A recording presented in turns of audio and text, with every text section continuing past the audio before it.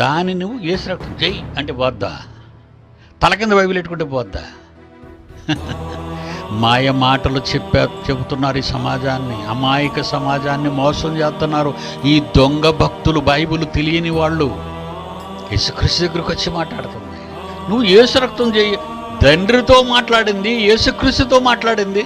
760 కోట్ల మంది తరతరాల నుండి ఈ తరంలో ఉన్న వారి నుంచి, పుట్టినప్పటి నుంచి ఆదాము దగ్గర నుంచి వశపరుచుకుంది. ప్రతి మనిషిని పక్షాన రప్పించుకుంది. ఘట సర్ప సంతానం అని పిలువబడుతున్నారు మనుషులందరూ. అలాంటి సాతాను యేసు రక్తం జై అంటే పోద్దా? ఎంత పిచ్చోడురా నువ్వు! ఈ సైతానుకింత శక్తులు ఉన్నవని చెప్పిన ప్రపంచ చరిత్రలో మొట్టమొదటి మానవుడు ఈ 20వ శతాబ్దంలో పిడి సుందర్రావు ఒక్కడే దెయ్యం గురించి చెప్పాడు రా.